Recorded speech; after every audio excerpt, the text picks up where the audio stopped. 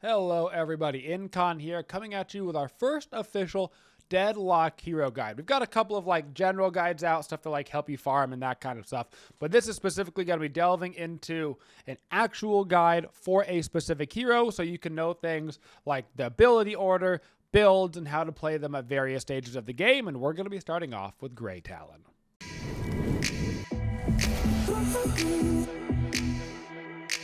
Starting off with the ability order, you're going to be leveling him up with his 1 at level 1, then you're going to grab his 2, his 3, and then of course his ultimate when you get that unlocked. In terms of scaling them up, I like to get 2 points in the 1, followed by 2 points in the 2, then you get that third, fifth point into the 1, then you grab that third point into your 2, then you get all of your points in your ult, and then all of your points in your root. The one exception is going to be every once in a while, I will put 1 point into Guided Owl to get that extra 100 damage, which can help secure some kills in the early game in order to get that +5 spirit power, but you're going to have to play that by game in order to see what is going to be the right choice. But do keep that in mind that sometimes you can just spend that extra point on the owl, get that 1 point, boom, go get some extra kills.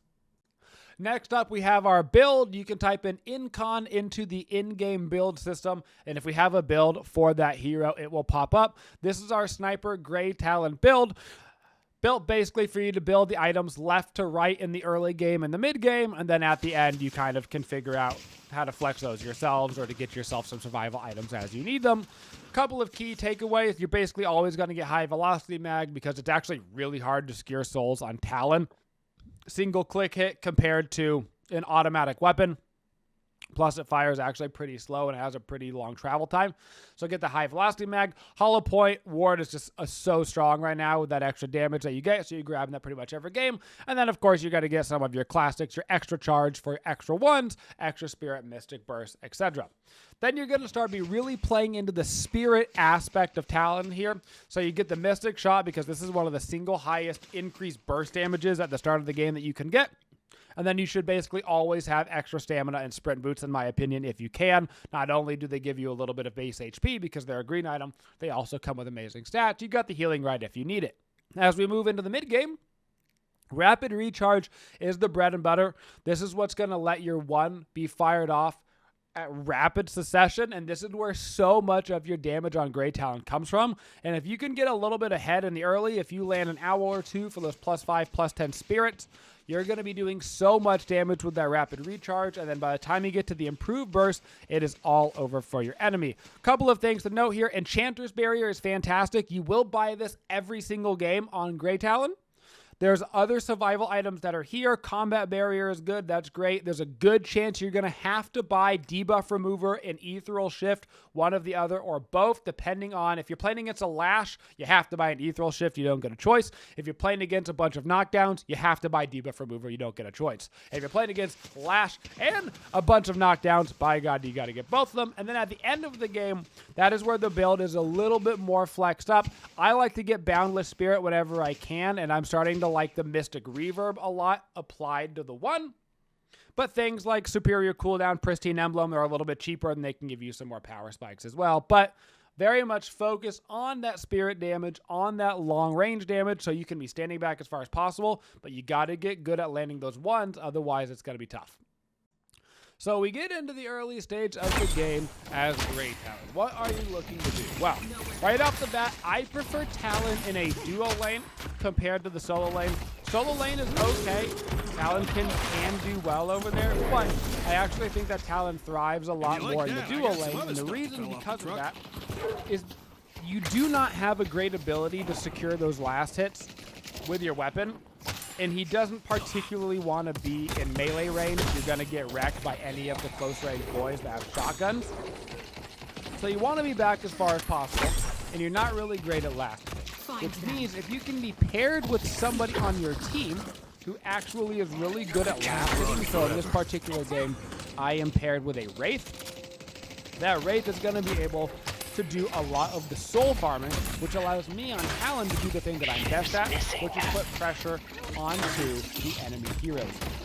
Constantly landing those 1s is a lot of damage against the enemy hero, and it also lets me go for rotations as well. So you can see here we're going for a quick early rotation over into the adjacent lane. Going into quick ganks right now is really strong in this meta. Oftentimes, I go for the first gank before the 4-minute marker, looking for a quick pick. Because of the increase in souls right now that you get for kills, a quick rotation, whether or not you even get the kill, can be massively beneficial for your team, so always be looking for those early rotations. As far as the build at this stage of the game, because we're doing pretty well, because we're not taking a lot of damage, you can see that we have itemized quite offensively at this stage. We've got the Mystic Burst, the Holler Point, and we've got ourselves our quick shooty McShooties. The reason why we're building so aggressively right now is we're not taking a lot of damage in the lane, which allows us to go once again for even more poke. If we were taking a lot of damage at this point, we could have something like a healing right in order to play a little bit more defensive if we were getting pushed to our tower on cooldown. But for the most part, we're actually farming the waves really efficiently, and we're looking for a lot of push and a lot of damage, which is why we can itemize a little bit more aggressively in that early game. Moving on into the mid game now, right around the 13-minute marker in this game. My average game length right now is probably about 25 minutes, which is about right in the middle. This is where you're going to be coming online. You want to have your rapid recharge and your improved burst for that 15-minute marker. That is when the team fights are going to start breaking out like crazy, and you want to be ready for them. You can see I'm staying pretty far back, flying in the air, and I'm trying to get those charged arrows off. Auto attacks are not my main concern. My main concern is getting the charged arrows off. That's where the majority of our damage is going to come from. Of course, getting a couple of hits in is important with this build, because if you got the Mystic Shot, you're going to get good damage off through that, and the Soul Shredder bullets, which is going to give you that extra damage amplification on top of your one, which of course you can stack with the Mystic Vulnerability as well to give you some extra damage. But these are when the team fights are going to start breaking out. This is actually for every hero in the game. I won't lie. If it gets to the 15-minute marker and you're still AFK farming, you're probably hurting your team. Right now, the game is super PvP focused. We talked about the ganks right now, extremely early in the game, almost always going for a gank before the 4-minute marker when at all possible to start getting that going. Team fights, full-blown team fights that can lead to the mid-boss around that 15-minute marker at the latest, basically. At least getting the urn or something of that sort. We're talking big, fat 5-6 main team fights that are breaking out. If you're not going to be in those team fights, your other option is to split push. That is not a good option for Grey Talon. Your ability to burn down the objectives is not that strong. Somebody like a Haze or a Wraith split pushing those walkers is a decent idea for them if they can't make it over the team fight in time because they've missed position.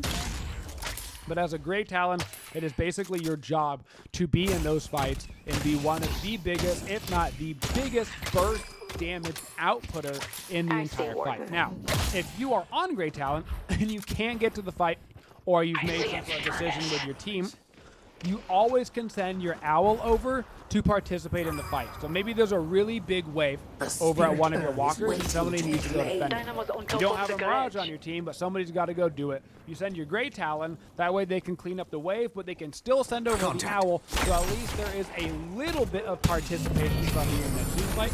So be keeping your eyes on the map in the mid-game for those team fights if you happen in this one, or if it was specifically a call from your team. And then especially in the early game, make sure you're sending out those owls as far and wide as you want to. If you're in the solo lane on one side of the map, your owl can make it to the solo lane on the other side of the map. Just make sure that you're standing in a relatively safe place. You are still vulnerable to be hit while this is happening. So try to position yourself behind a Guardian, behind a Walker, and behind a wall, so that way the enemy also doesn't see you ulting and call it out for the team so they can just kind of run away for free. Finally, moving into the late stage of the game, this is the 20-minute marker. 20-minute marker in a lot of your games is going to essentially be the ultra late game. Wherever your build is at that point is probably where your build is going to be. This is where the massive fights that are going to break out, that are going to be the game deciders. This is where you either need to have your big fight or you need to have your big game-winning end. Right there, that 20-minute marker, chances are somebody's already got the mid-boss by this point. Several urns have already been done, so this could be the fight that wins the game. Your positioning on Grey Talon in general is as far back as humanly possible, while still being comfortably in range to land your ones. That's going to depend on you as a player, how much practice you have in Grey Talon. If you're a little bit less comfortable, you probably need to be a little bit closer. If you're more comfortable with the ability, you can be a little bit further back to still be hitting those. But the one thing you need to be conscious of is not all fight locations are great for Grey Talon. In the fight that we just had a little bit earlier here, you could see it was inside of a building. That's actually a tough location for like Grey Talon and Vindicta because they prefer to be flying, standing in the back, getting their snipes off. So when you have those fights that are a little bit more close range, try to let your front line go in first. So in this case, our Dynamo goes in first. He lands a big ultimate. Once that ultimate is landed, kind of turn around the corner and start popping off charge shots to get a bunch of free kills. So you don't want to be leading the way on Grey Talon. Sometimes you're going to have to fight indoors. Sometimes you're going to have to fight in uncomfortable locations. But you want to make sure that the fight has at least already started. So that way everybody's kind of distracted, already fighting some of the frontline characters. So that way you can come in and do what you do best, which is pop off a bunch of damage. It's time to go back to the curiosity shop. Not get one shot in the process. I hope this guide was helpful for you guys to get a better understanding of how to play Grey Talon. I hope that some of these builds that we will be coming out with help you understand the game a little bit better as well. If you have any questions about anything, you can always come by on stream. We're streaming Sunday through Friday right now, usually 8 hours a day. Monday through Friday, and then we stream all of our raid games on Sunday because we're a morning through afternoon streamers, so we don't get any opportunity to play our raid games until the weekend. So thank you guys for watching the video. I appreciate it. Hope you learned something here today. And as always, folks, have a Twitchin' day, y'all. Thank you for supporting the Twitchiest community. If you'd like to see more videos, make sure you subscribe to the channel and always hit that bell for notifications so you don't miss any of the upcoming videos. Thank you for all your support and have a Twitchin' day, y'all.